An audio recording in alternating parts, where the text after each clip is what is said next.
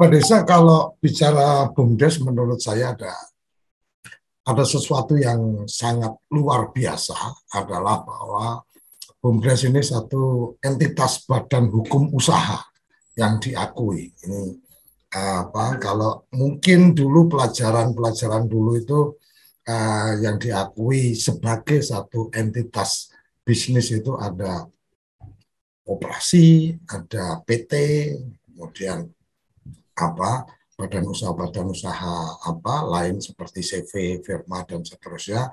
Hari ini kita tahun 2021 kita sudah mendapatkan satu entitas baru badan usaha milik desa dengan status badan hukum usaha tersendiri. Ini bahkan lebih hebat daripada badan usaha milik daerah maupun badan usaha milik negara. Kenapa? Karena badan usaha milik daerah dan badan usaha milik negara itu berbentuknya perseroan, jadi terdaftarnya sebagai PT.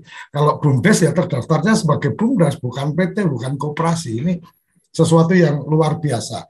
Sesuatu yang luar biasa tidak akan punya nilai ketika kemudian kita tidak mengembangkan itu menjadi sesuatu yang berbeda atau sesuatu yang memang mampu dioperasionalkan.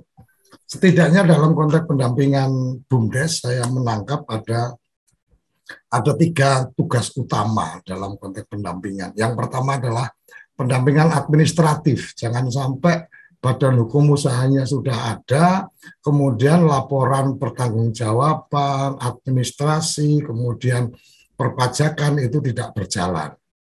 Kemudian yang kedua adalah pendampingan dalam konteks bisnis dan manajemen, manajerial. Ini menjadi penting karena BUMDes adalah badan hukum usaha. Walaupun ada 2 sisi, satu sisi murni sebagai usaha, satu sisi adalah efisiensi pemanfaatan pembiayaan desa sehingga badan usaha BUMDes ini menjadi badan layanan umum. Ibarat kata sama-sama keluar anggaran berapa dikelola BUMDes, maka efisiensi anggaran itu menjadi lebih baik.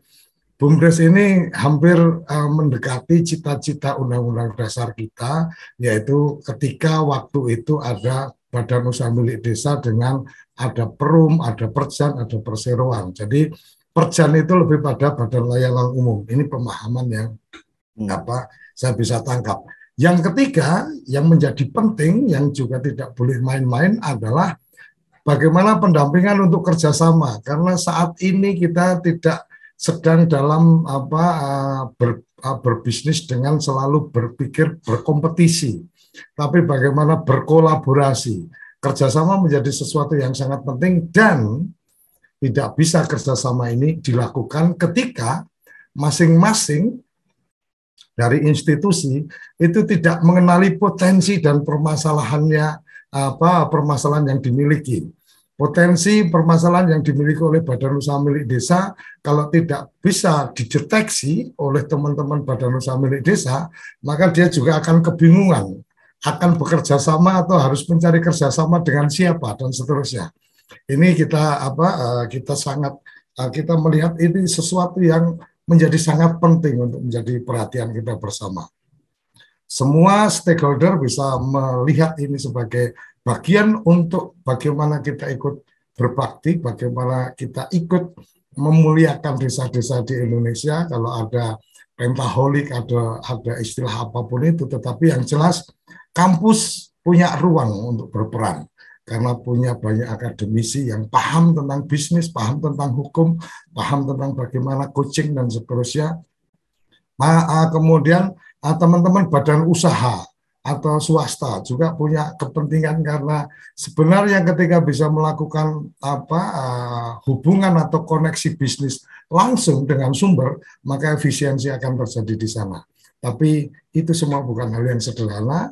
Ini menjadi tantangan yang luar biasa, tantangan untuk Kementerian Desa karena menjadi bagian penting badan usaha milik desa ini adalah penguatan pemberdayaan ekonomi masyarakat yang itu wilayah dari Kementerian Desa dan PDTT, Pembangunan Daerah Tertinggal dan Transmigrasi.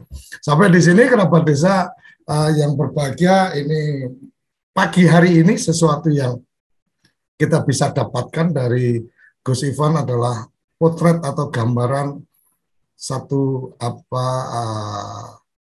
lukisan besar, lukisan indah ke depan melalui badan usaha milik desa, dan kemudian menjadi pertanyaannya adalah kita akan mengambil peran di sebelah mana untuk menjadikan lukisan-lukisan besar ini dan indah ini bisa benar-benar terlaksana.